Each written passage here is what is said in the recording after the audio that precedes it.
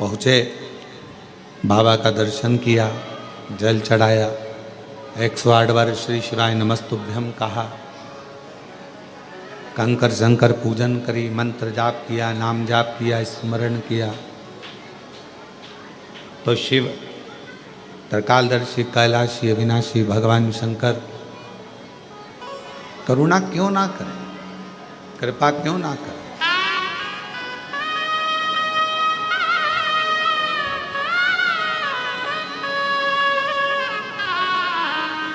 फिर शिव करुणा क्यों ना करे। आप कहीं पर भी रहो,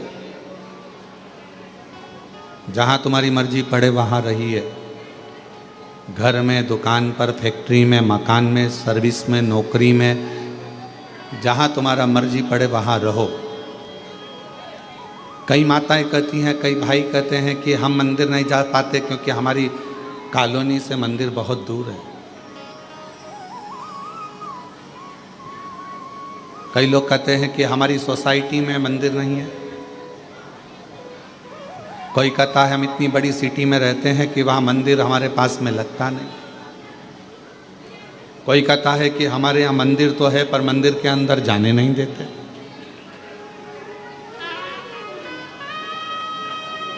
हम मंदिर के अंदर भी नहीं पहुँच पाते। कई लोग हैं और कई तरह की बाधाएं भी हैं मनुष्य के साथ। ऐसा नहीं है कि हमने आपसे कह दिया कि एक लोटा जल चढ़ाने जाओ। साउथ के कई मंदिर ऐसे हैं जिसमें प्रवेश नहीं मिलता, अंदर जाने नहीं देते। और कई कई जगह ऐसी है जहां मंदिर ही नहीं है, पास में नहीं जा पाते, बच्चे भी नहीं जा पाते। तो शिव महापुराण की कथा के वायव्य संहिता में एक बड़ी सुंदर बात कही, बड़ा सावधानी से सुनिएगा इस चरित्र। वायव्य संहिता में श्री वेदव्यास जी वर्णन कर रहे हैं। और वायव्य संहिता के अंतर्गत वेदव्यास जी कहते हैं कि अगर तुम मंदिर तक ना जा सको, तुम शिव पर एक लोटा जल चढ़ाने के लिए अपने नज़दीक के शिवालय में, देवालय में ना जा सकें, कोई मंदिर नज़दीक नहीं है, कोई शिवालय नज़दीक नहीं है, तो वायव्य संहिता में वेदव्यास जी कहते हैं कि अपने घर में यदि बेलपत्र का वृक्ष है, बेलपत्र का छोटा सा भी अगर पौधा है, तो उसमें थोड़ा भी जल आप प्रतिदिन चढ़ा रहे हो तो समझ लेना कि 12 ज्योतिर्लिंग में आप जल चढ़ा रहे हैं। 12 ये वायव्य संहिता कर। मान लो मंदिर नजदीक में नहीं है, बीमारी बहुत ज़्यादा है, तकलीफ बहुत ज़्यादा है, और कहा हमने कथा में सुना है कि जल चढ़ाने जाना चाहिए, तो वहाँ बेलपत्र का अपने गमले में एक छोटा सा पौधा लगा, छोटा सा पौधा, और छोटा सा पौधा लगाकर उस पौधे की परवरिश करो, जल चढ़ाओ। जब वो पौधा बड़ा हो जाए तो किसी बगीचे में जाकर, कहीं शिवालय में, देवालय में, कहीं पर एकांत में उस पौधे को लगा दो।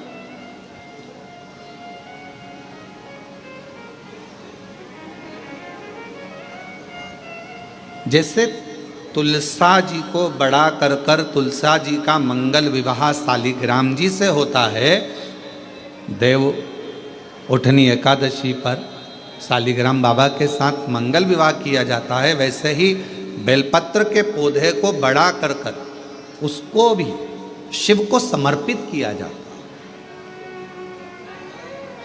भगवान शंकर को समर्पित किया जाता है।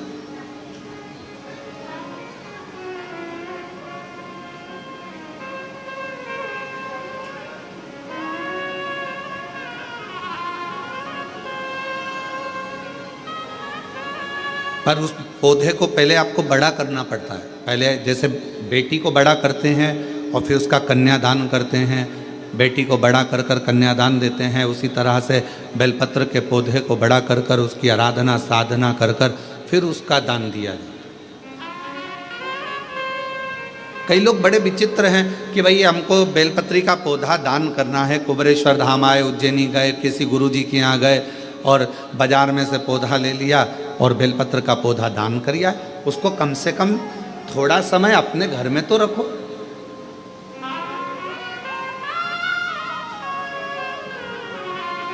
गौदान का नियम मालूम है आपको? कितना लोग जानते हैं गौदान के नियम को? गौदान का नियम होता है, कई लोग बेटी के विवाह में गाय दान करते हैं, कई लोग कोई शांत हो जाता है तो 12वें में 13वें में गाय दान करते हैं ना, गौदान करते हैं। तो उसका नियम क्या है? गौदान का नियम होता है कि गाय को अगर दादा परदादा के लिए दान कर रहे हो, वो चले गए, शांत हो गए, उनके 12वें में, उनके 13वें में, उनके 1 महीने के बाद अगर आप दान कर रहे हो, 12वें 13वें में दे रहे हो, या कन्यादान बेटी का कर रहे हो उसमें गौदान कर रहे हो, या तुम्हारा मन हुआ का गौदान करना है हमारे पूर्वजों, तो पहले उस गाय बछड़े को अपने घर में रखकर उसकी सेवा करना पड़ेगी 1 रात्रि 2 रात्रि, उसके बाद गौदान करो। पहले उसकी सेवा तो करो।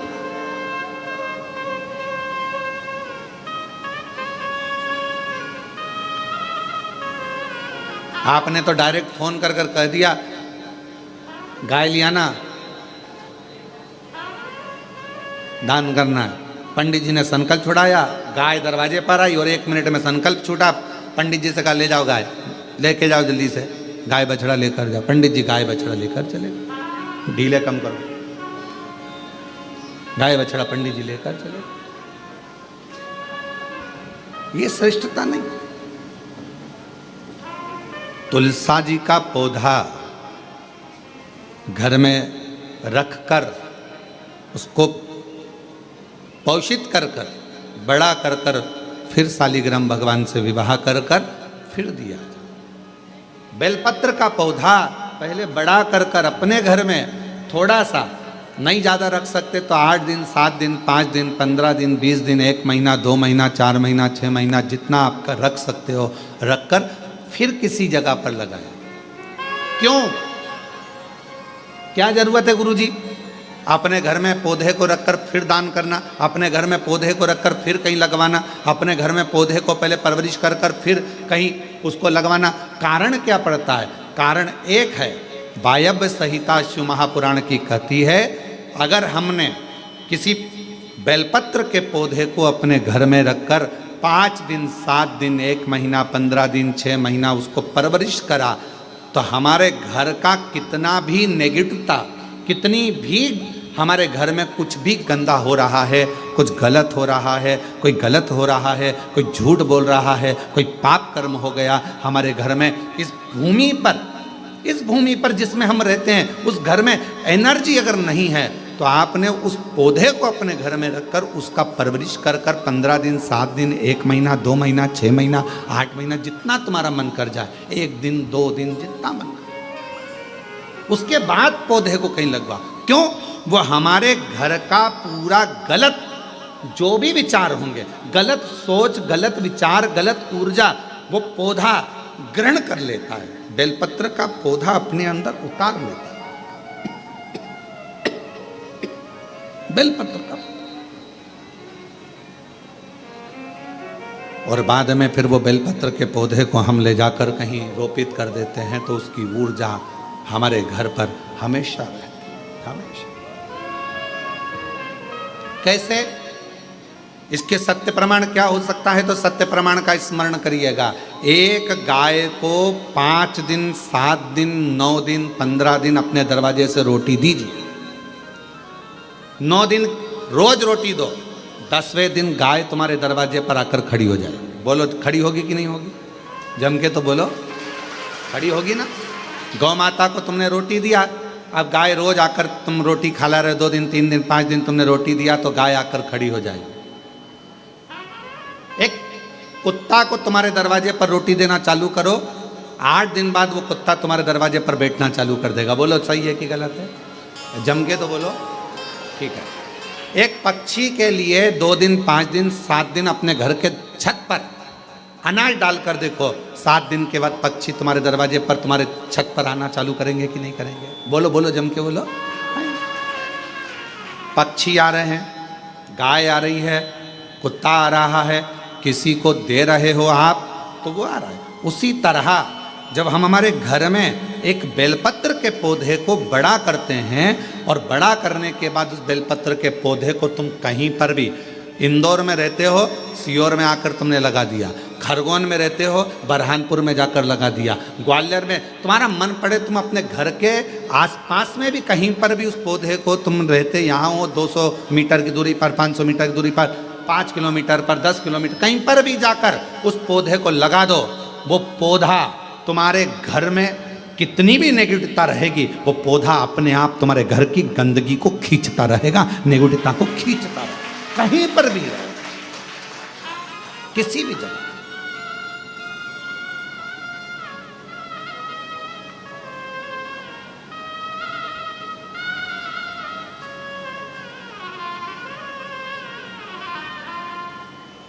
उस ऊर्जा को वो पौधा अपने पास की ऊर्जा को देता रहता है, देता रहता है।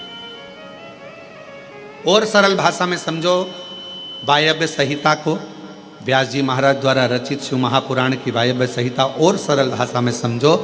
बेटी को शादी कर दिया, बेटी चली गई अमेरिका, ठीक है। अमेरिका में जाने के बाद, अमेरिका में पहुंचने के बाद बेटी को तुम्हारी याद आ रही कि नहीं आ रही है? जम के बोलो जरा। आ रही है। तुम्हें बेटी की याद आ रही कि नहीं आ रही है? आ रही।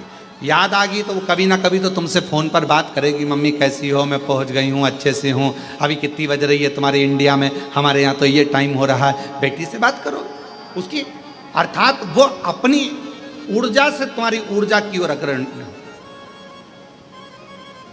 अपने घर में रखे हुए बेलपत्र के पौधे को अपन ने जो पाला है, जो अपने पौधे को पोषित किया है, बड़ा किया है, 6 महीना, 2 महीना, 15 दिन, 1 दिन, 8 दिन, जितना भी तुम रखे हो, उसके बाद तुम कहीं पर भी जाकर लगाओगे, तुम्हारे घर का जो गंदगी होगी, जो दुख होगा, जो तकलीफ होगी, वो पौधा उसको खींचते चले जाएगा और अपनी ऊर्जा देता चला, अपनी ऊर्जा। एक बेलपत्र में कितना बल है, कितना, एक बेलपत्र की ऊर्जा में कितना बल है। एक पत्र है, अच्छा है, देखिए।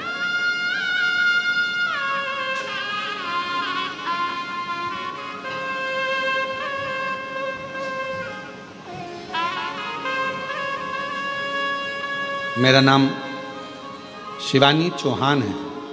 मैं रहने वाली निवासी मनासा जिला देवास से आई हूँ। मनासा जिला देवास से आई हूँ। कहीं बैठी हो तो पीछे से आकर बेलपत्र प्राप्त कर सकती हूँ। गुरुजी, मेरे बच्चेदानी में गठान हो गई थी। मैंने सोनकच्छ, देवास, उज्जैन सब डॉक्टरों को दिखाया, सबने ऑपरेशन का बोला था।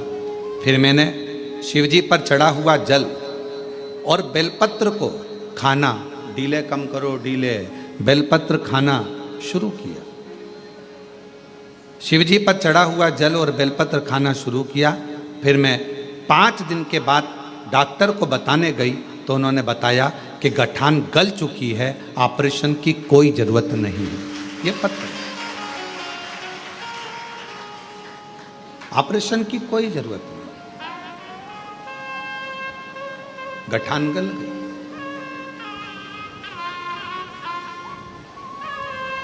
शिव कथा कहती है,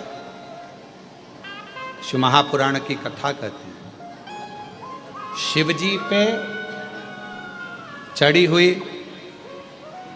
शंकर भगवान पर चढ़ी हुई एक बेलपत्र, आप जब शंकर जी पे चढ़ी हुई बेलपत्र को लेकर अपने घर आते हो, शिवजी पे चढ़ी हुई एक बेलपत्र जब अपने घर पर आती है, भले आपने घर पर लाकर उसे रखा या खाया, 5 मिनट, 2 मिनट, 1 मिनट बेलपत्र लेकर आए, पानी के लोटे में डालकर या जल का पात्र लेकर आए और वो बेलपत्र तुम्हारे घर में पहुंची, 1 मिनट भी अगर शंकर पर चढ़ी हुई बेलपत्र तुम्हारे घर में है तो तुम्हारे घर के हजारों दुख को वो समाप्त कर देती है। एक क्षण, एक क्षण के अंदर हजारों।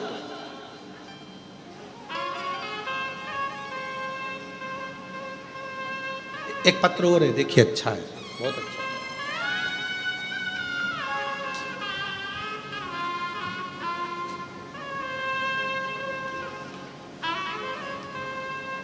मैं ममता, पति का नाम बंटी, शहर अलीगढ़ में जयगंज की निवासी हूँ। मेरा नाम ममता, पति का नाम बंटी, शहर अलीगढ़ में जयगंज की निवासी हूँ। कहीं बैठी हो तो पीछे से आकर एक बेलपत्र ले सकती हूँ। एक लोटे जल का मैं क्या बखान करूँ। मेरे 5-5 महीने में बच्चे खराब हो जाते थे, गिर जाते थे।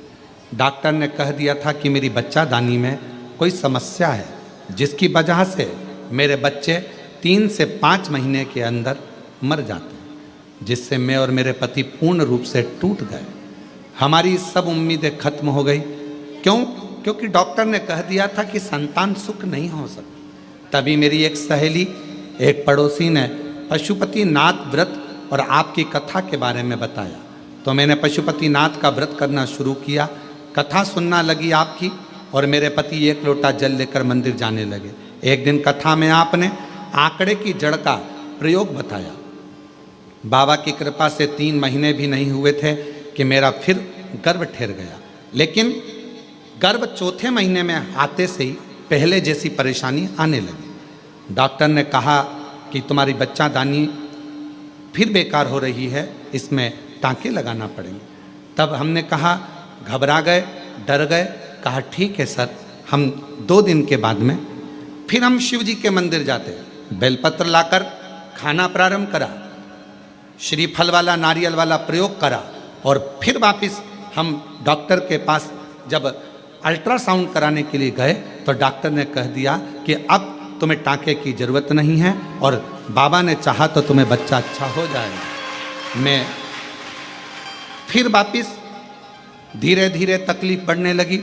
डॉक्टर के हिसाब से लगा कि बच्चा पूरा नहीं होगा। घबरा गए।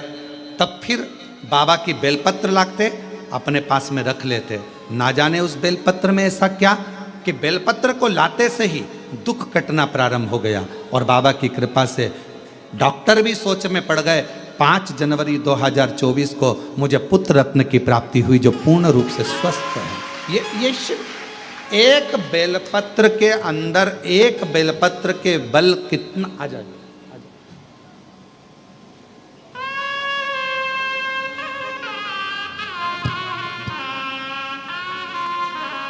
इनको हो गया था, ठीक है बैठा, ठीक है बेटा बैठा। किसके हो गया था? ठीक है। बाबा की कृपा से गठान पूर्ण तरह से बेलपत्र का प्रयोग करने से पूर्ण तरह से ठीक हुई। एक बार जोरदार ताली बजाकर साथ।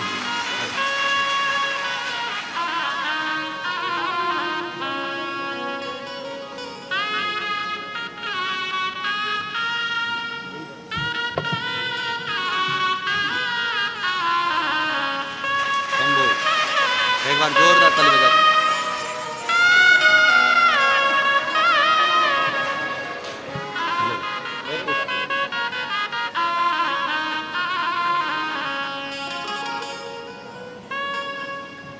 जो जैसी कामना लाया, वो वैसा ही फल पाया।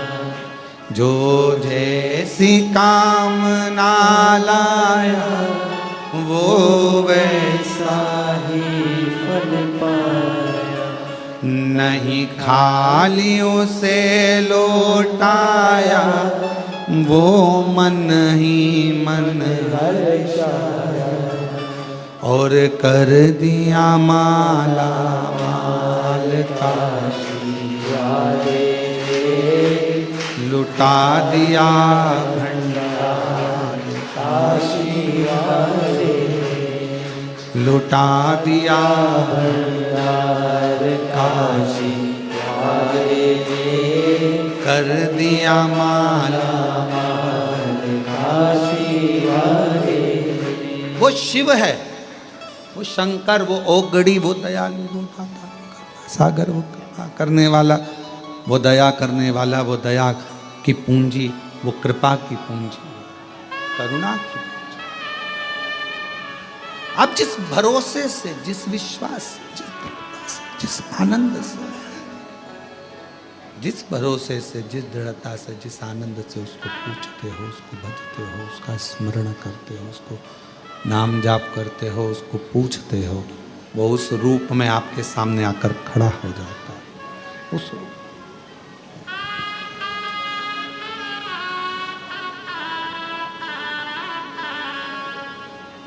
आपको लग रहा होगा कि आप शिव महापुराण की कथा सुनने के लिए बैठे हो, पर उसको चिंता हो रही होगी कि आया है तो इसको कुछ ना कुछ देकर भेजना पड़ेगा।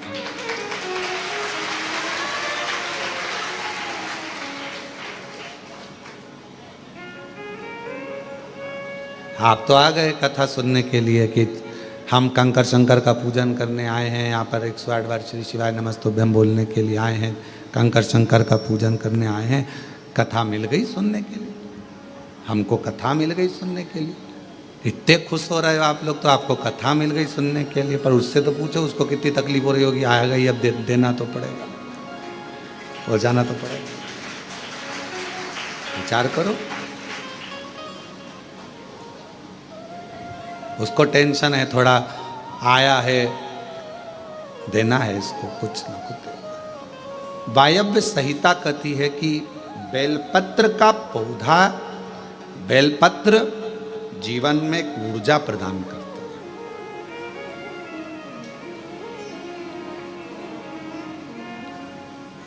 आप करके देखो, एक प्रैक्टिकल जरूर करो।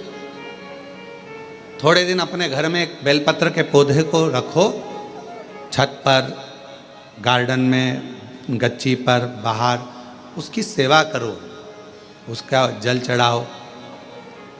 फुर्सत मिल जाए तो 2 मिनट बैठकर उसके पास में आप श्री नाम श्री शिवाय नमस्तुभ्यम लीजिए।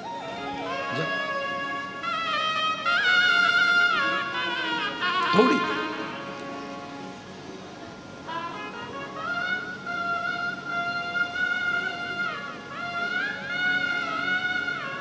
हमारे यहाँ बाबा का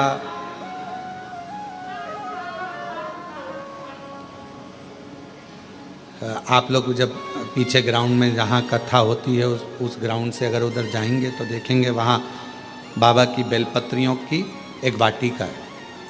और उस वाटिका में आसपास में आप 2 क्षण के लिए बैठकर भी अगर भगवत नाम श्री शिवाय नमस्तुभ्यम का स्मरण करते हैं तो आपको इसमें आनंद की अनुभूति होती है।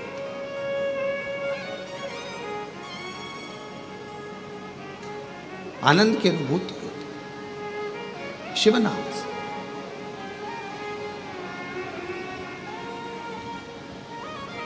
हमारे बाबा का जो पुराना वट वृक्ष है, अभी तो वहाँ के काम चल रहा है, इसलिए आप लोगों को वहाँ अंदर जाने की अनुमति नहीं होती है, तो वहाँ जाने नहीं देते हैं। पर जो पुराना वट वृक्ष है वहाँ पर भी आप कभी जब वहाँ का काम पूरा हो जाएगा तो आप लोग दर्शन करेंगे। जब आप वहाँ पहुँचेंगे, बैठेंगे, वहाँ की ऊर्जा का स्मरण करेंगे तो आपको ज्ञात होगा।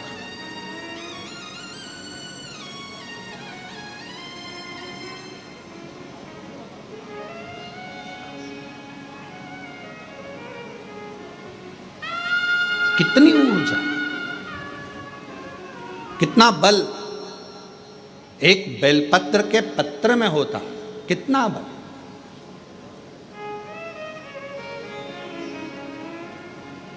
और हम सबसे कहेंगे, जिन मेरी बहनों के हाथ कंपन होते हैं, हाथ कांपते हैं, जिन मेरे भाइयों का शरीर कांपता है, थोड़ा थोड़ा कंपन शरीर में होता रहता है, हम उनको भी कहेंगे, उनसे भी निवेदन करें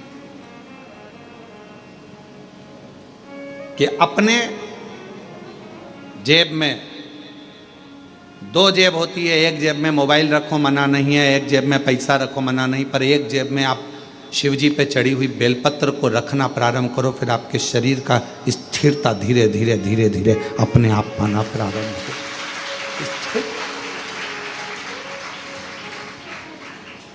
जिनका शरीर कांपता है, डॉक्टर का इलाज करवाओ।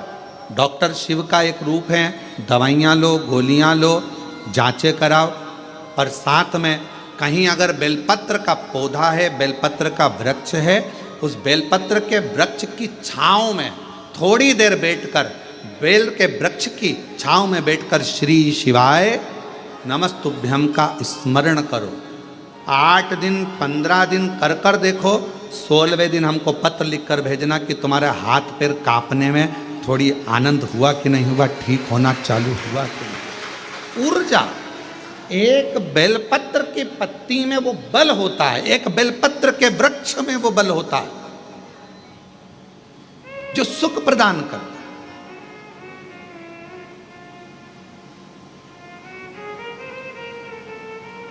जैसे जामुन के वृक्ष की लकड़ी को तुम्हारे घर की पानी की टंकी कितनी भी गंदी हो रही हो, तुम्हारे घर के पानी की टंकी में कितना भी कचरा हो, कितना भी बदबू मार रहा हो, कितनी भी गंदगी हो, एक जामुन की लकड़ी जैसे घर के पानी की टंकी में डाल दी जाती है तो पूरा पानी एकदम क्लीन हो जाता है, साफ हो जाता है।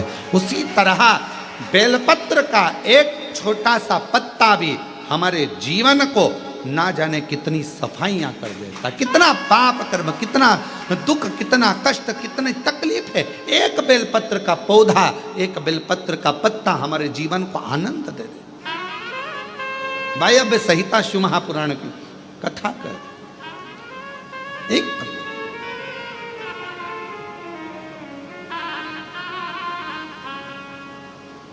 वो माता एक कीर्तन गाती हैं, इस बेलपत्र में क्या बल है जिसमें मेरा भोला मगन है। क्या बल है इस बेलपत्र में, क्या बल।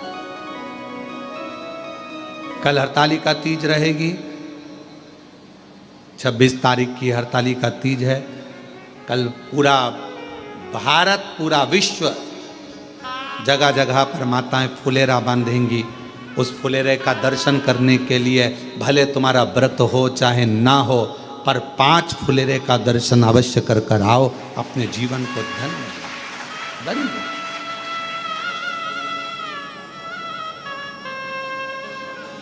धन्य करो दर्शन। यहाँ पर भी फुलेरा बनता है, हम व्यासपीठ जहाँ है यहाँ पर हर साल कई वर्ष हो गए बनते हुए। बाबा के, हमारे घर पर भी बनता है, बाबा के धाम जहाँ जहाँ मंदिर है हो सकता है। हम तो यहाँ तक कहेंगे आप लोगों से, किसी शिव मंदिर में अगर कोई फुलेरा ना बांधे और आपको अगर भगवान सामर्थ्यता दिया है तो कुछ पेड़ों की पत्तियाँ तोड़कर उसको धागे में बांधकर फूल वगैरह लगाकर आप अपनी तरफ से 2 लकड़ियों को या 4 लकड़ियों का कैसा भी बनाकर, या डलिया हो तो डलिया, उसको बांधकर शिव जी के मंदिर में आप ही अपनी तरफ से फुलेरा लटकाया ना, तो वो भी आएंगे। क्या लगा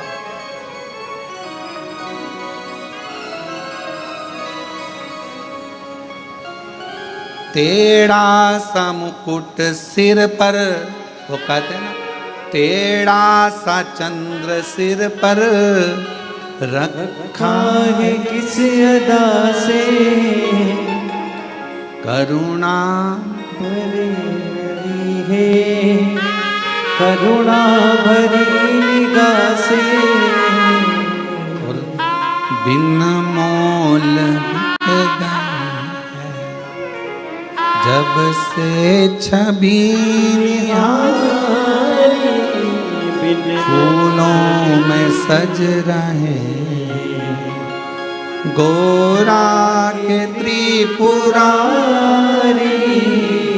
फूलों में सज रहे गोरा के त्रिपुरारी,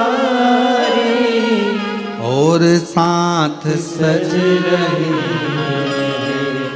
और साथ सज रहे हिमवान की दुलारी, और साथ सज रहे हिमवान की दुलारी, फूलों में सजे रहेंगे गोरा के त्रिपुरारी, फूलों में सजे के त्रिपुरारी और साथ सज रही और साथ सज रही हिमवान की दुलारी और साथ सज रही हिमवान की दुलारी। वो एक आनंद बेलपत्र के पत्र में, वो आनंद एक बेलपत्र के पौधे में।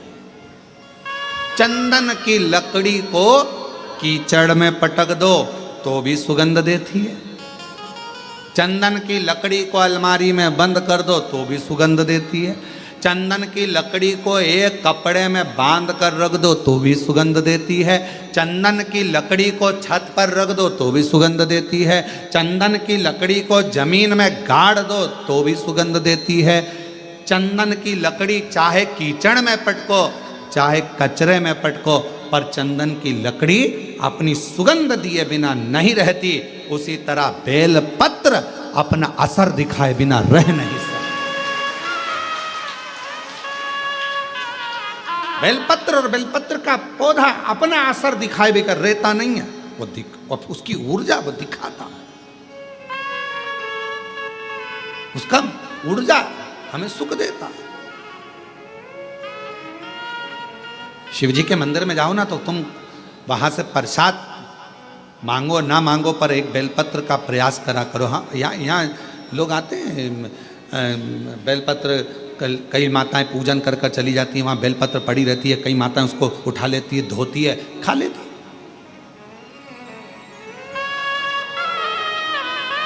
उठा लेती है, खाती है। कई माता यहाँ का बेलपत्र उनको लगा कि हम वो दूसरे ने पूजन करी। नहीं नहीं, बेलपत्र तो बेलपत्र है ना, शिव तो शिव है ना। किसी ने कह दिया शंकर जी के मंदिर में कौन कैसा बेलपत्र चढ़ा कर गया, कौन की क्या कामना थी, शंकर जी को बेलपत्र चढ़ा कर गया, वो बेलपत्र हम उठा कर लिया है, खा लिया तो कोई कष्ट तो। अरे कौन ने कहा कष्ट? बेलपत्र अपना असर दिखाता है।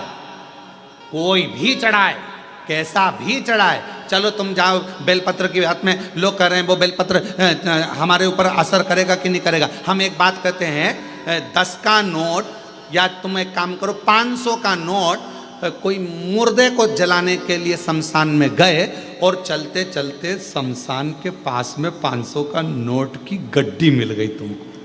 500 के नोट की गड्डी, 50,000 रुपये तुमको मिल गए और तुमने वो उठा लिए। अब वो नोट निकाल कर चाय वाले की दुकान पर जाकर पूछना, भैया हमें शमशान से मिला था, चलेगा क्या?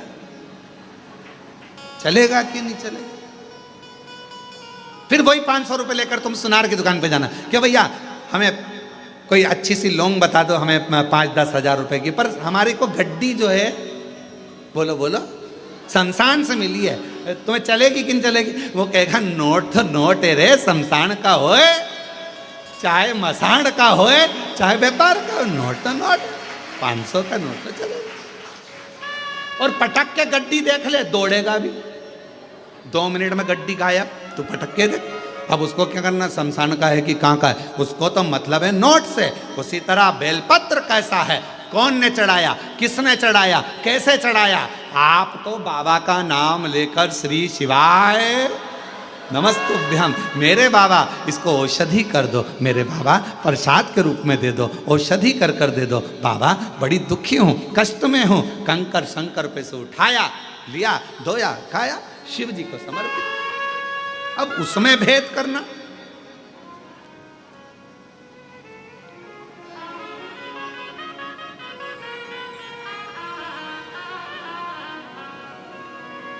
नोट तो नोट है, चाहे वो शमशान में हो, चाहे वो मकान में हो, चाहे वो बंगले में हो, चाहे वो झोपड़े में हो, नोट अपना काम अपनी जगह का।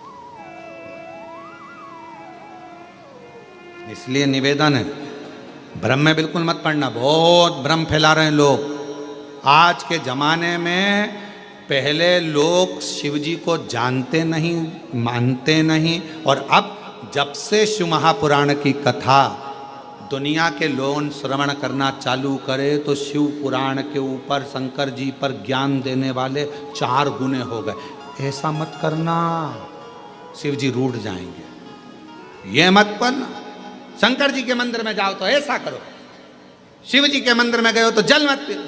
ज्ञान देने वाले शंकर जी के प्रति दुनिया ढेर सारी हो जाएगी। जब सोशल मीडिया खोलोगे, इंस्टाग्राम खोलोगे, व्हाट्सएप खोलोगे, फेसबुक खोलोगे, तुम्हें ढेर सारे मिल जाएंगे।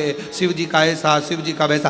कहीं मत पढ़ो, तुम तो तुम्हारे पास में गीता प्रेस गोरखपुर की शिव पुराण लेकर आओ, घर में पढ़ो और अध्ययन करो।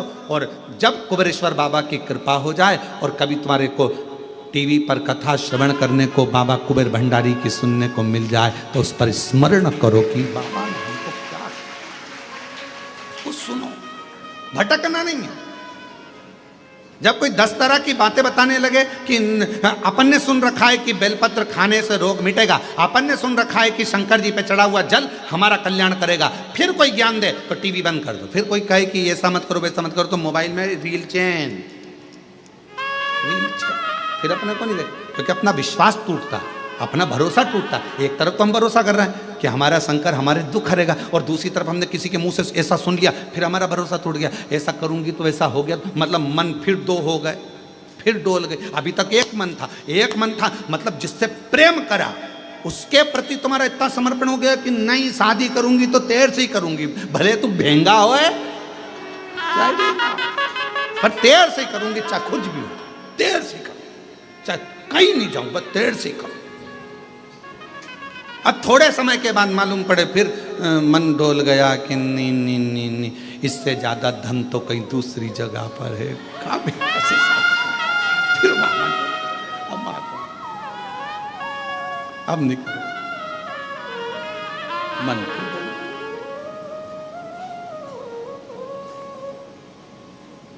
स्थिर मन रखिए। हमने कुबेरेश्वर बाबा के मुख से हमने शिव महापुराण की कथा को श्रवण करा है, और हमने उनके मुख से सुना है कि जल पीने से दुख कटेगा। कटेगा ये इतने पत्र, एक पत्र और अच्छा है देखो।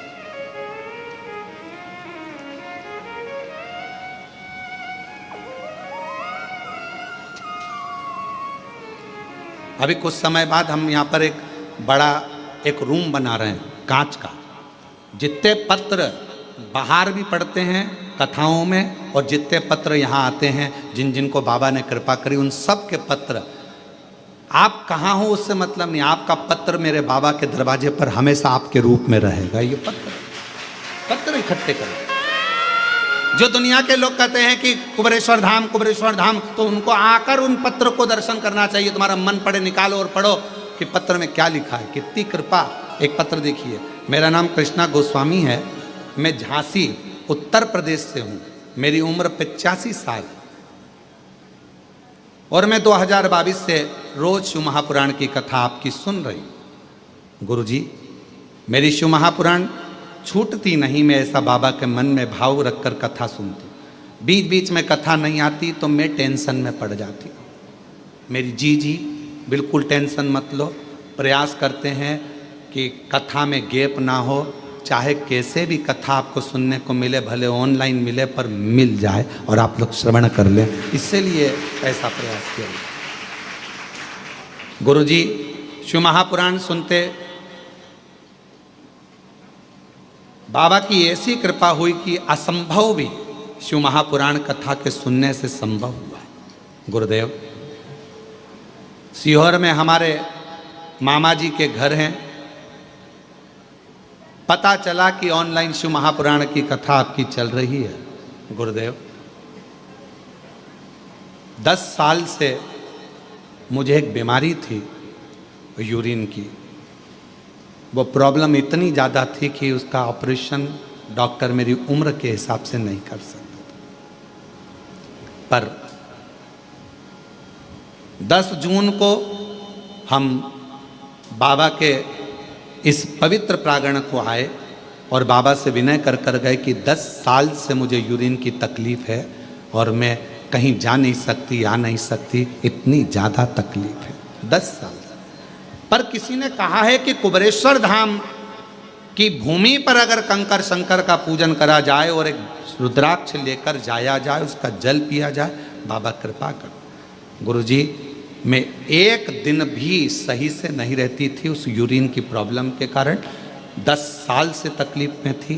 10 जून से यहाँ से जब से मैं बाबा की पूजन कर कर गई हूँ, आज तक बाबा की कृपा से मुझे कोई तकलीफ नहीं हुई यूरिन की। मैं बाबा की कृपा से ठीक, कहीं बैठी हो तो बेलपत्र लेने के लिए आ सकती। मेरा नाम कृष्णा गोस्वामी है, मैं झांसी उत्तर प्रदेश से हूँ। मेरी उम्र 85 साल है, शिव की कृपा और तेरी कृपा का किस पर हो, जरा सी हम पर कर दो, जरा सी हम पर कर दो।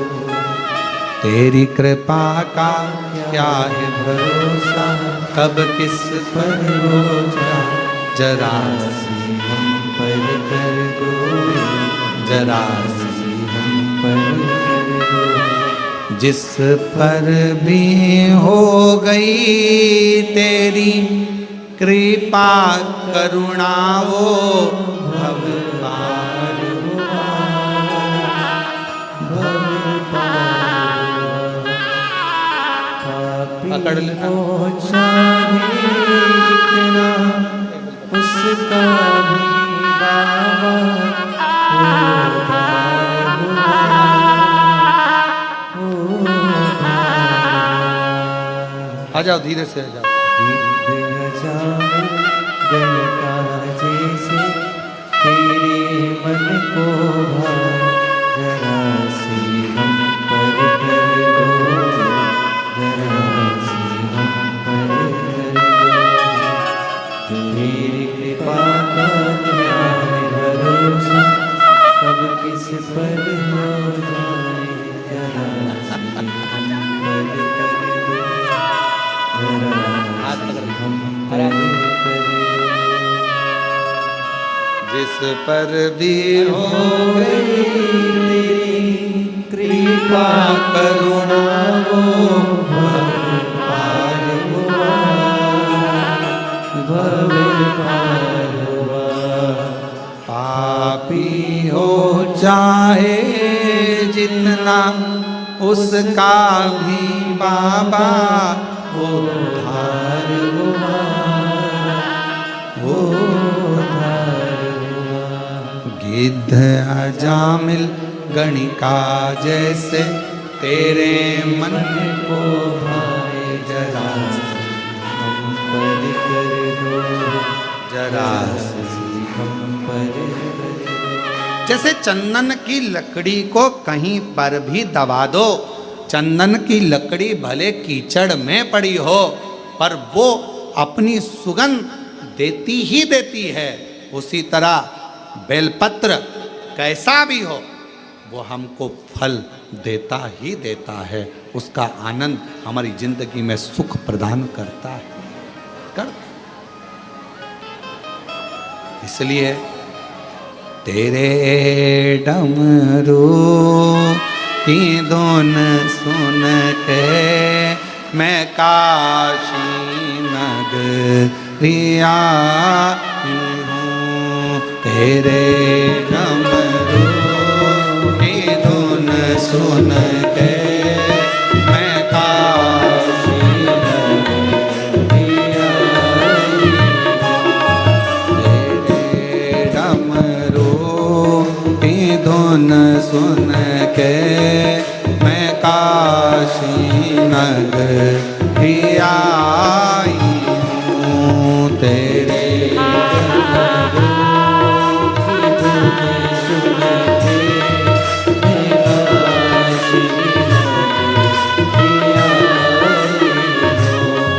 मैं काशी नगरिया आई हूँ, मैं काशी नगरिया आई हूँ, मैं काशी नगरिया आई हूँ, मैं काशी नगरिया आई हूँ।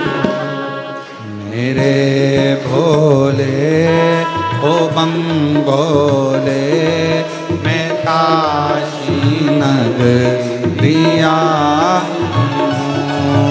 मेरे भोले। प्रेशर बोलो। ओ बम भोले मैं काशी नगरी आए हो। रे भोले ओ बम भोले मैं काशी नगरी आई हूँ। मेरे भोले ओ बम भोले मैं काशी नगरी आई हूँ।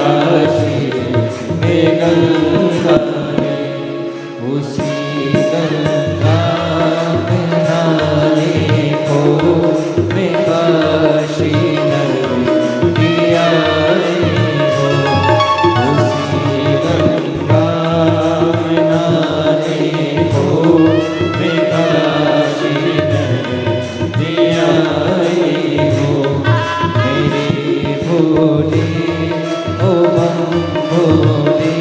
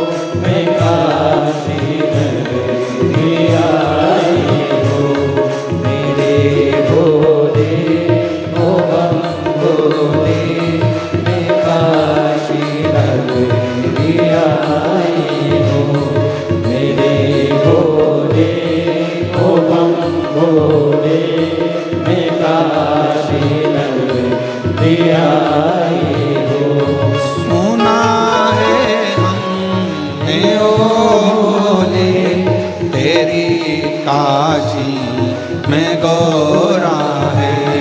सुना है हमने लोगों ने तेरी काशी में गोरा है। सुना है हमने लोगों ने तेरी काशी में गोरा है।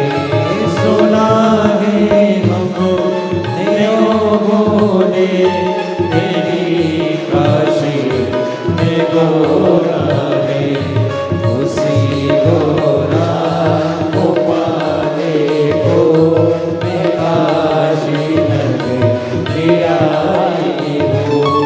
उसी गोरा को पाने को मैं काशी नगरी आई हूँ।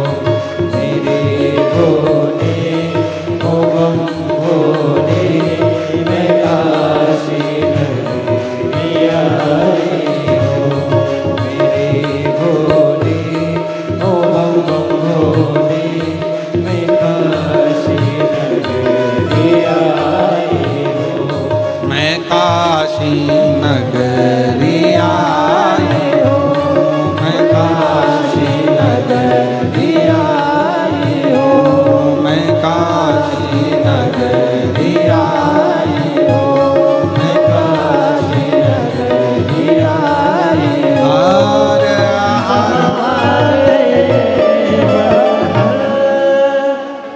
अपने स्थान पर बैठकर भगवान शिव जी से अपने मन का भाव करिए, दिल से प्रार्थना करो, विनय करो, निवेदन करो। जहाँ जगह मिले वहाँ बैठकर भगवान शिव जी से अपने मन का भाव कहो, हृदय से प्रार्थना करिए, विनय करिए, निवेदन करिए। दिल से बाबा को जहाँ भी जगह मिले वहाँ बैठ जाओ और बाबा को अपने हृदय का भाव बड़े आनंद के साथ कहें।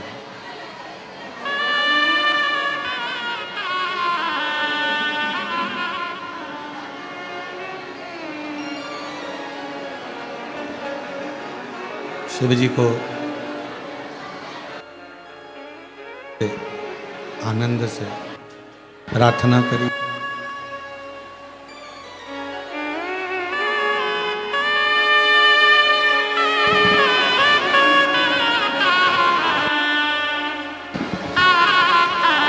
शिव कृपा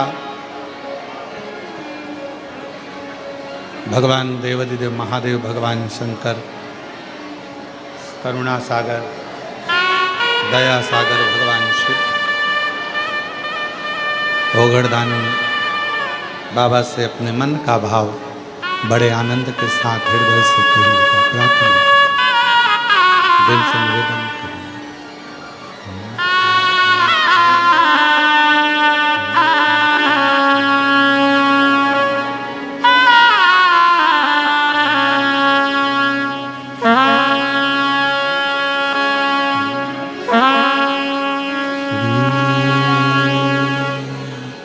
शिवाय नमस्तुभ्यं। श्री शिवाय नमस्तुभ्यं। श्री शिवाय नमस्तुभ्यं। श्री शिवाय नमस्तुभ्यं। श्री शिवाय नमस्तुभ्यं। भोला सब दुख काटो, ओ भोला सब दुख काटो। शिव शंकर जपूं तेरी माला, भोले बाबा जपूं तेरी माला। भोला सब दुख काटो, ओ भोला सब दुख काटो। वेश मंगल मंगलकारी, वेश मंगल मंगलकारी, शमशान वासी हमारा, शमशान वासी हमारा, ओ भोला सब दुख काटो,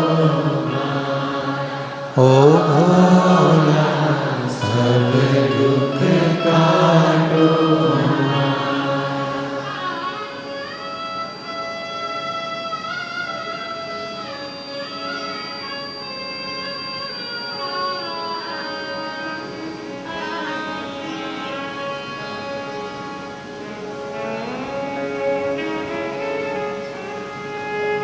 बाबा देवाधिदेव महादेव भगवान शिव, ओ गणदानी कालदर्शी कैलाशी विनाशी भगवान शंकर, दया करने वाले दातार भगवान शिव, करुणा करने वाले करुणा सागर भगवान शंकर, जो नित्य नूतन कृपा करते हैं, दया करते हैं, करुणा करते हैं, जैसे भगवान देवाधिदेव महादेव भगवान शंकर की करुणा, कृपा, दया, उनकी उदारता, उनकी करुणा।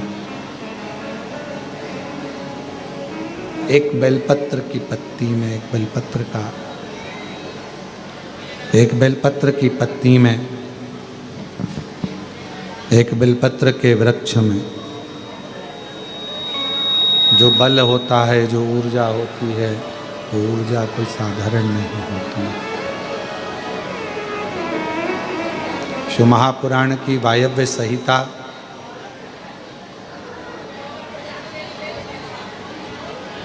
आप और हमको ये उपदेश देती है, यह बताती है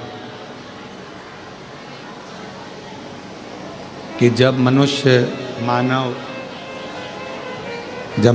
या मनुष्य किसी भी विघ्न में, किसी भी तकलीफ में, किसी भी कष्ट में घिरता है, तब उस समय पर उसको बेलपत्र के वृक्ष की छांव एक बल देती है, एक ऊर्जा देती है, एक बल देगी, एक ऊर्जा देगी।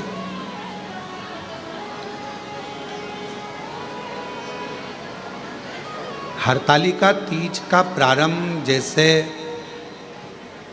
माँ पार्वती जी बाल्यावस्था में थीं,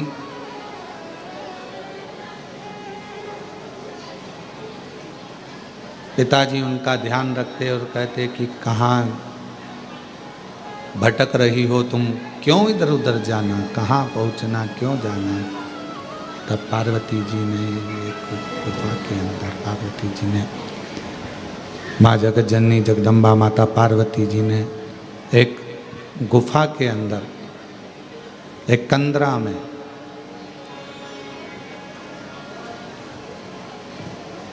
बालू का शिवलिंग बनाकर, एक कंदरा में बालू का शिवलिंग बनाकर अपनी सहेलियों के साथ में हरताली का व्रत किया।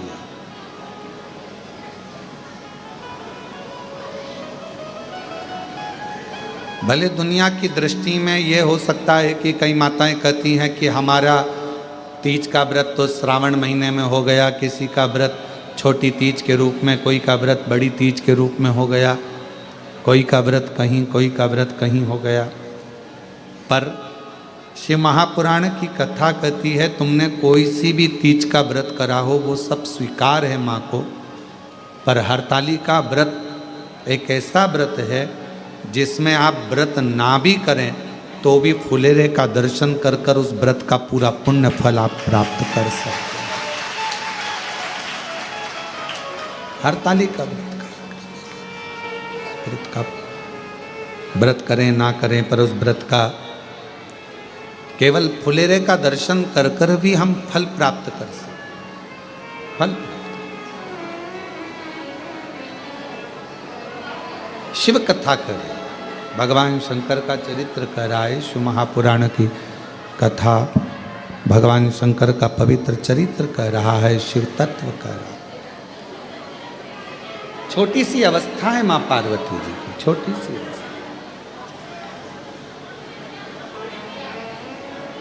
और मां जगतजननी पार्वती जी की जब छोटी सी अवस्था है और उस अवस्था में अपनी सहेलियों के साथ में कंदराओं में पहुंच जाना, वन में पहुंच जाना और कंदराओं में जाकर भगवान शंकर की आराधना करना, अर्थात शिव महापुराण की कथा हमको सीख देती है कि अपने घर के बच्चों को, छोटे छोटे घर के जो बच्चे हैं उनको प्रयास करा करो कि उनको ये सीख दी जाए कि तुम शंकर जी के मंदिर में एक लोटा जल चढ़ाने के लिए जाओ, जल समर्पित करने के लिए जाओ। एक कथा आप लोगों ने श्रवण करी होगी श्रीमद् भागवत कथा में कि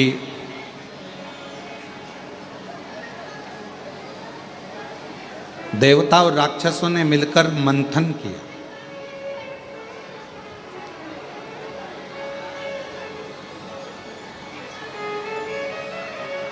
और देवता राक्षस मिलकर मंथन कर कर अमृत की प्राप्ति कर रहे हैं।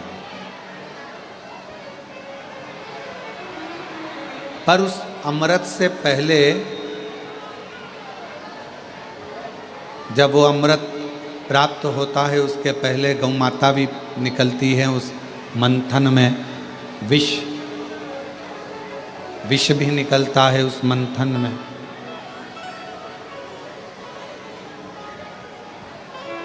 गौ माता भी सभी को, ऋषियों को, गुरुजनों को दी गई।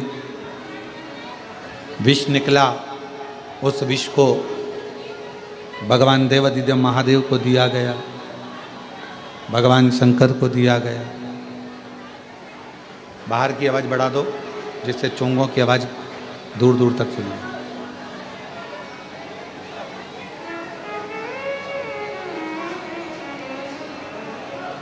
फिर आखिरी में शिव महापुराण की कथा कहती है फिर अमृत प्राप्त हो, अमृत। और कितनी बड़ी सुंदर विचित्र कथा है शिव महापुराण में। देवता और राक्षस मिलकर मंथन करे, उस मंथन में बाद में अमृत की प्राप्ति।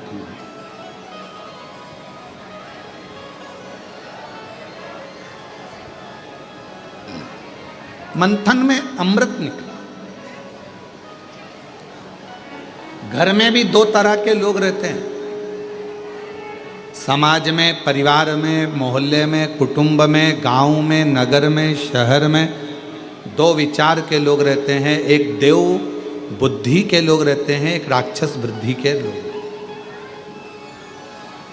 और प्रतिदिन अपने घरों में अपन, हो सकता है कि कोई का स्वभाव क्रूर हो, राक्षस प्रवृत्ति का हो, असुर प्रवृत्ति का हो, थोड़ा क्रोधीला हो, और किसी किसी का स्वभाव एकदम नम्र, देवताओं की तुल्य, गौ माता के तुल्य अच्छा हो, श्रेष्ठ हो, किसी किसी का स्वभाव अच्छा हो। अब इसमें शिव महापुराण की कथा कहती है, भगवान शंकर का चरित्र कथा है, शिव तत्व कथा है, शंकर जी की कथा कहती है। आपस में कितना भी झगड़ा हो रहा हो, आपस में कितनी भी लड़ाई हो रही हो, कितना भी झगड़ा हो रहा हो, पर आखिरी में जैसे मंथन में विष निकला, गौमाता निकली, रतन निकला, माणिक मोती निकले, औषधि निकली, उसी तरह घर में जब क्लेश होता है, एक दूसरे से झगड़ा, सास बहू का झगड़ा हो, बहन भाई का झगड़ा हो, बहन बहन का झगड़ा हो, देवरानी जेठानी का झगड़ा हो, परिवार मोहल्ले में कितना भी झगड़ा हो, और शिव पुराण की कथा कहती है इन झगड़े में आखिरी में इतना याद जरूर रखना कि सब निकल जाए मन का मेल, तब अमृत जरूर निकलना चाहिए, मतलब एक दूसरे में साझा जरूर होना। तब एक दूसरे से साझा बनाओ।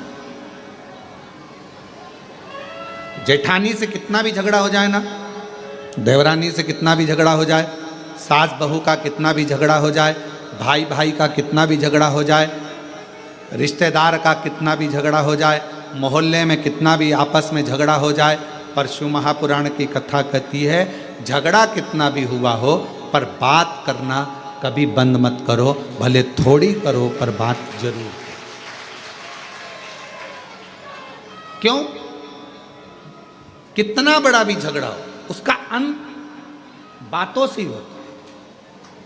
हम क्या करते हैं कि झगड़ा हुआ तो बात करना बंद कर देते हैं, झगड़ा हुआ तो हमने बोलना बंद कर दिया, झगड़ा हो गया तो हमने उसका मुंह देखना बंद कर दिया, झगड़ा हो गया तो हमने बात करना बंद कर दी। मतलब वो फिर बात धीरे धीरे धीरे धीरे बढ़ती जाती और वो झगड़ा फिर आखिरी में बहुत बड़ा घात उत्पन्न करता है, घर को, परिवार को, कुटुंब को, नातों को, रिश्तों को तोड़ देता है।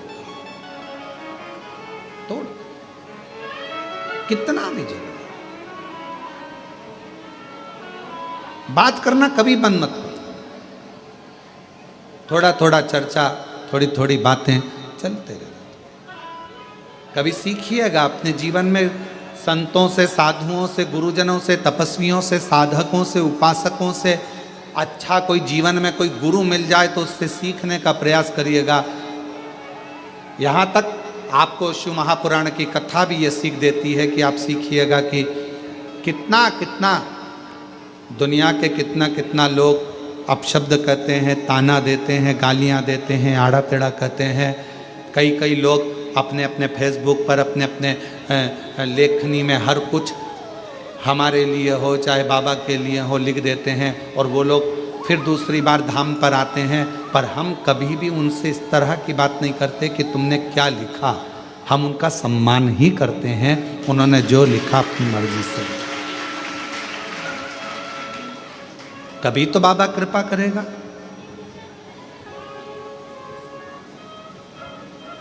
दुनिया के लोग न्याय करने में जल्दबाजी कर सकते हैं, पर मेरा शंकर भगवान, मेरा कुबरेश्वर बाबा एक ना एक दिन न्याय जरूर करता है। किसी ने हमको गाली दी है तो उसको भी एक ना एक दिन गाली खाने को मिलती ही है। किसी ने हमको अपशब्द कहा तो उसको भी एक ना एक दिन अपशब्द सुनने को मिलता ही है। किसी ने हम पर उंगली उठाई तो एक ना एक दिन उस पर भी उंगली उठती ही है। ये विचार अपने अंदर, आप शंकर के भक्त,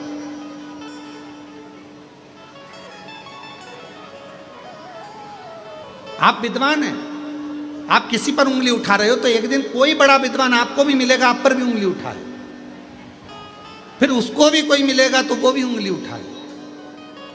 इसलिए अपने निर्णय को, अपने न्याय को परमात्मा पर छोड़ दो, हम उसके आश्रित। जेठानी ने झगड़ा कर लिया, बात करना बंद कर दिया, देवरानी ने झगड़ा कर लिया, बात करना बंद कर दिया, सास ने झगड़ा कर दिया, बहू ने बात करना बंद कर दिया, बहू ने करा तो सास ने बात, ना ना, आपस में बातचीत चालू रहने दो।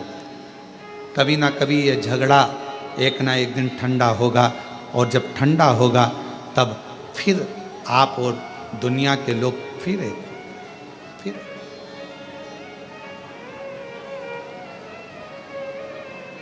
एक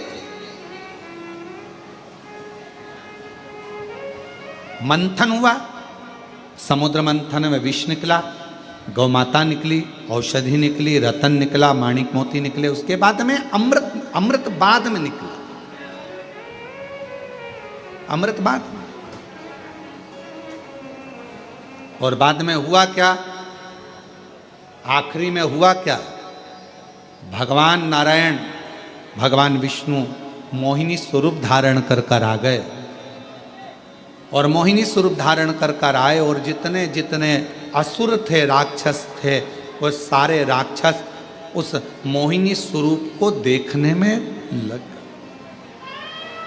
देखने उस मोहिनी स्वरूप। आज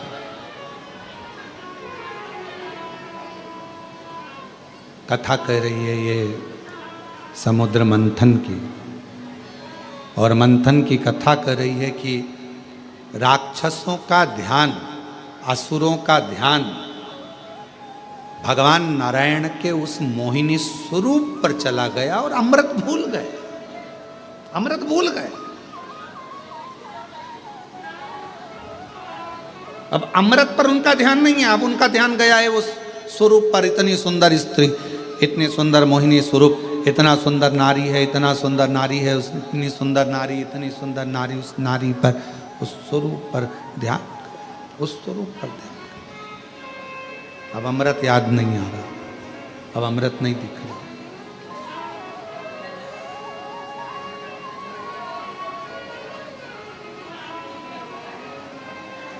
जिसकी बुद्धि, जिसका विवेक, जिसकी दृष्टि गलत हो जाती है, वह अच्छाइयों को छोड़कर बुराइयां छांटने लगता है। एक तरफ सुंदर स्त्री है, दूसरी तरफ अमृत है। असुरों को यह थोड़ी ना मालूम है कि इसमें नारायण है, वो तो स्त्री है ना उनके लिए।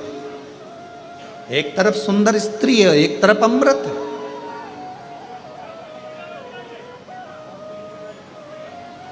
अब तुमने इतनी मेहनत करी है, इतना मंथन किया है, इतना सारा मंथन करा तो उसमें अमृत निकला है, तो तुम्हारा ध्यान उस पर, अमृत पर जाना चाहिए। 4 बैग होते हैं, 4 बैग हैं। 4 बैग में एक में कपड़ा भरा हुआ है, एक में सामान भरा हुआ है, एक में अपना ओढ़ने का, बिछाने का भरा हुआ है, सब सामान रखा है। 4 बैग में से एक बैग ऐसा रहता है जिस बैग में आपका 200-500 1000 2000 रुपये रखे रहते हैं आने जाने के लिए। कोई मोबाइल रखा रहता है, कोई सामान रखा रहता है। तो आप सबसे ज़्यादा ध्यान कौन से बैग का रखते हो? उसी का रखोगे ना जिसमें अपना धन होगा, जिसमें अपना मोबाइल होगा, जिसमें अपना पर्स होगा, जिसमें अपना सामान होगा। ध्यान तो वही आएगा। पर देवताओं ने इतनी मेहनत करी, असुरों ने इतनी मेहनत करी, मंथन कर कर अमृत निकाला, तो असुरों का ध्यान तो उस अमृत की ओर जाना चाहिए था, पर असुरों का ध्यान सुंदरता पर चले गए। बड़ी सुंदरता,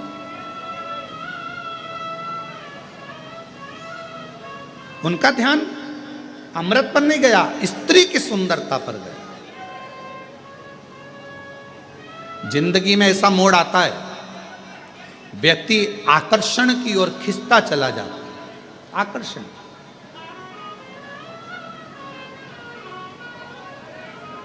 कोई ने बहुत बड़ी जटा बढ़ा ली, कोई ने बहुत चंदन लगा लिया, कोई ने बहुत श्रृंगार कर लिया, तो लगा बहुत पहुंचा हुआ बाबा होगा, बहुत पहुंचा हुआ बाबा जी है, बहुत पहुंचा हुआ संत है, बहुत पहुंचा हुआ सन्यासी। कोई ने फैलारा ज्यादा कर लिया तो बहुत पहुंचा हुआ बाबा होगा, संत होगा। ना ना ना, इससे पहचान नहीं होती। संत की, सदगुरु की, साधु की, सन्यासी की, तपस्वी की, साधक की, उपासक की, एक सच्चे भक्त की पहचान केवल एक है, वो अकेला रहे चाहे भीड़ में रहे, उसके चेहरे पर प्रसन्नता बनी ही रहे।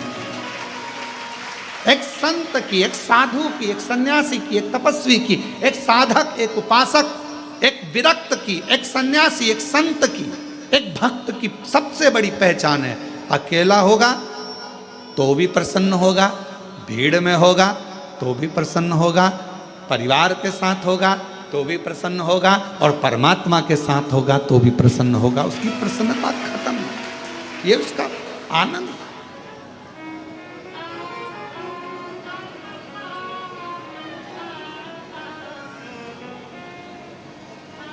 प्रसन्नता। कई लोग ऐसे रहते हैं जो जिंदगी भर उनका चेहरा उतरा ही रहता है, मुंह उतरा ही रहता है, और हम उनसे कहते हैं भगवान ने इतनी सुंदर स्माइल आपको दी है, अच्छे अच्छे दांत हैं आपके, थोड़ा हंसा करो, बुढ़ापे में गिर जाएंगे फिर कैसे हंसोगे, थोड़ा मुस्कुराया करो, थोड़ा मुस्कुरा लिया करो।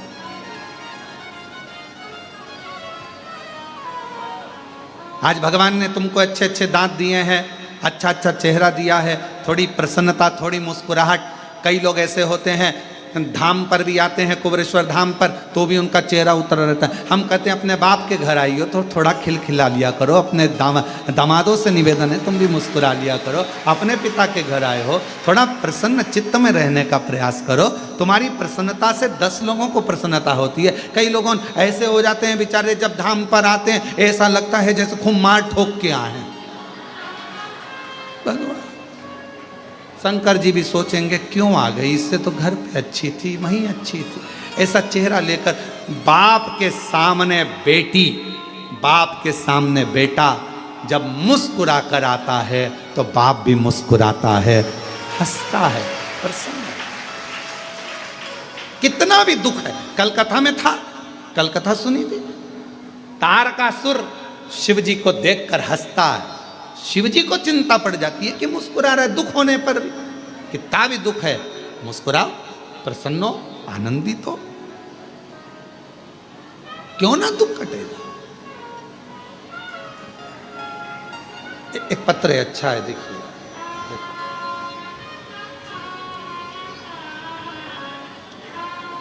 श्रीमती रीना देवी, पति का नाम लवकुश,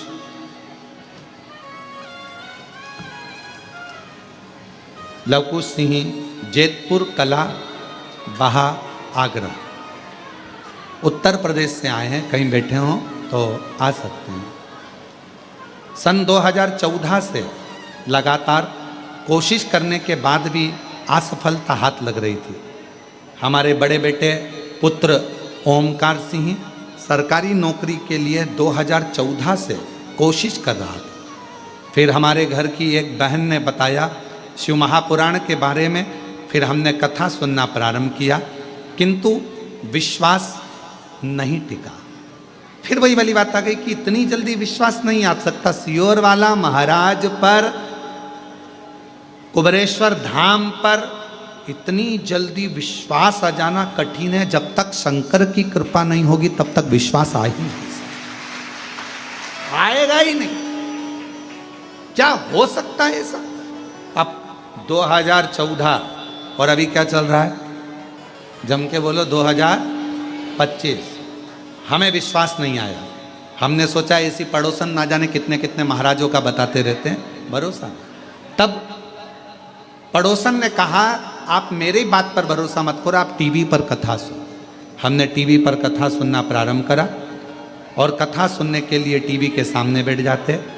हमारे बेटे से हमने कहा तू अब की बार एग्ज़ाम दे, बाबा करेगा। बेटे ने फिर एग्ज़ाम दिया, उसका नहीं हुआ। बेटे का मन खराब हुआ कि मम्मी हुआ नहीं। मैंने कहा अब की बार पशुपति व्रत कर, शिव जी के मंदिर में जाकर साफ सफाई कर। मेरे बेटे ने शंकर जी के मंदिर में साफ सफाई करना प्रारंभ कर दिया और साफ सफाई करता, पशुपति व्रत करता। आप कहते हो कि मेहनत को 4 गुना बढ़ाओ। मेरे बेटे ने अपनी मेहनत को 4 गुना बढ़ाया और आज बाबा को धन्यवाद देने के लिए आई हूँ। गुरुजी, बाबा थोड़ा नहीं देता, देता है तो छप्पर फाड़ कर देता है। मेरे बाबा से तो एक बेटे की जॉब मांगी थी सरकारी, पर मेरे बाबा ने मेरे दोनों बेटों की सरकारी नौकरी लगा दी। मैं बाबा को प्रणाम करने, मेरे दोनों बेटों की सरकारी नौकरी लगवा दी और दोनों का बीएसएफ में हो गया। मैं बाबा को प्रणाम करने के लिए आई।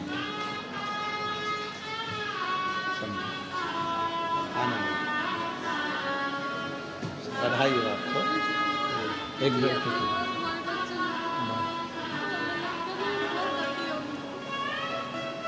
बधाई हो आपको, बधाई आपको,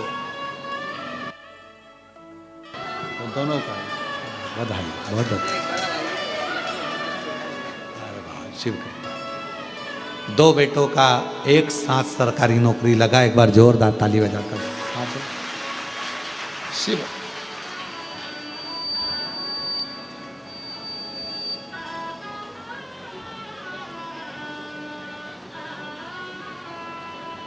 एक पत्र और बड़ा सुंदर है। मैं राजस्थान के जिला सीकर तारापुर की रहने वाली हूँ। मेरा नाम रेणु है, पति का नाम जितेंद्र है। एक लोटे जल का मैं क्या वर्णन करूं गुरुदेव। मैं पहले शिव को मानती नहीं थी, मैं कभी भी आपकी कथा नहीं सुनती थी, फिर मेरी मासी ने, दिल्ली में रहती हैं, मासी ने बताया कि सियोर वाला महाराज जी कथा सुनाता है, वो कथा तुम जरूर सुना करो, कथा में ही आदि दुख समाप्त हो जाते हैं। मैंने सोचा कथा सुनने से दुख समाप्त हो सकता है क्या? इतने सालों से टीवी चालू करती हूँ, बहुत महाराज आते हैं, पर ऐसा तो कभी नहीं हुआ। फिर आपकी कथा सुनना प्रारंभ करें। आपने कई उपाय बताए, वो मैंने करे। मैं बहुत तकलीफ में थी, बाबा ने मेरा धीरे धीरे हाथ पकड़ा। गुरुजी, विश्वास तो कैसे करती, पर आपकी वाणी से कथा सुनने पर मैंने भरोसा करना प्रारंभ कर। और मेरा बेटा जो कि बोलने में हकलाता था, सारे डॉक्टरों का इलाज करवा लिया था, पर उसका हकलाना बंद नहीं हुआ था। गुरुदेव, मुझे भी कमर में दर्द था तो डॉक्टर ने ऑपरेशन बताया था। तब मैंने बाबा की कृपा से उन कथा सुनते, उपाय करते, बेलपत्र और जल का उपाय करना प्रारंभ करा। आज मेरे बेटे ने धीरे धीरे हकलाना बंद करा और बाबा की कृपा से मेरा ऑपरेशन भी नहीं हुआ और मैं पूर्ण तरह से स्वस्थ हूँ। शिव को नमन करने के लिए आऊँ। आज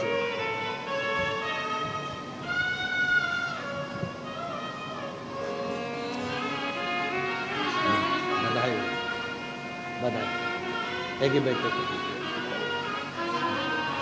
बधाई। शिव तत्व, डॉक्टर ने कमर का ऑपरेशन का बोला था, पर बाबा की कृपा से, शिव की कृपा से ठीक हूं और बच्चे ने भी धीरे धीरे हकलाना बंद कर दिया। शिव तत्व, आपका विश्वास,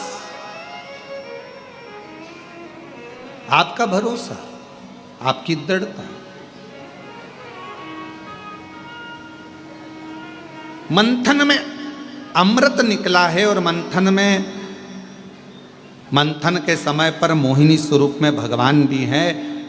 असुर का ध्यान सुंदरता पर चले गया, स्त्री पर चले गया, सुंदरता में उनकी दृष्टि चली गई, पर भगवान क्यों ये नहीं जाने हैं कि भगवान है, उनकी सुंदरता पे दृष्टि चली गई और अमृत छूट गया, अमृत छूट गया।